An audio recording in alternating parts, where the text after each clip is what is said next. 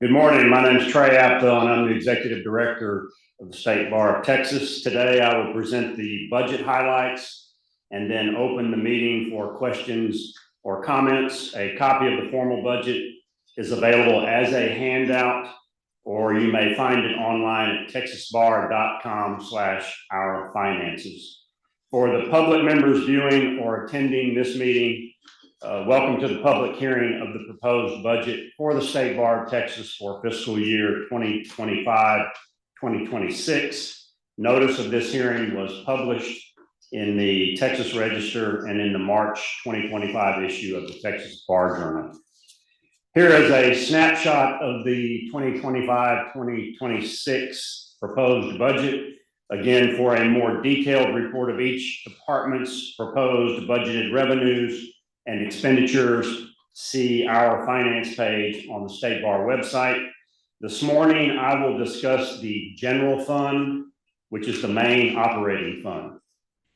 The proposed general fund budget includes revenues and transfers from reserves in the amount of $50,552,323 and has an equal amount of total operating expenditures, resulting in a balanced budget. This slide shows the fiscal year 25-26 proposed budget compared to the current adopted budget. The general fund revenues are expected to increase by 7.4%, including the 10% increase in attorney membership dues. The dues increase accounts for more than $2.1 million of the estimated revenue growth. The general fund operating expenditures and transfers are expected to increase by 3.1% or by $1.5 million. Even with the dues increase and other adjustments, the State Bar is budgeting for a shortfall of $266,523. We anticipated this shortfall. This amount will be funded from transfers from reserves that have been previously saved to cover future projected budget deficits. This chart represents the general fund operating revenues of the proposed budget. As you can see, membership dues are budgeted at just under $24.4 million. Almost half of the total revenue collections for the general fund. Again, this includes the 10% increase in membership fees. Texas Bar CLE revenue accounts for almost 1/3 of the total general fund revenue. And then minimum continuing legal education fees represent 9% of the total general fund revenue.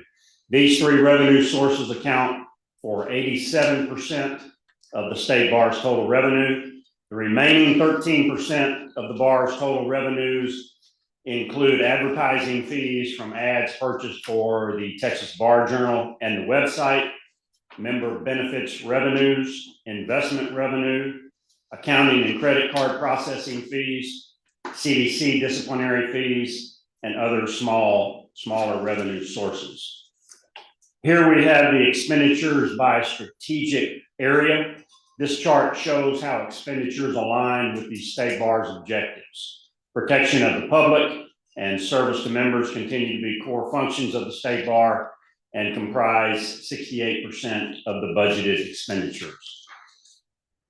Based on our audited financials from fiscal year 23-24, the State Bar realized net savings of more than $4.8 million.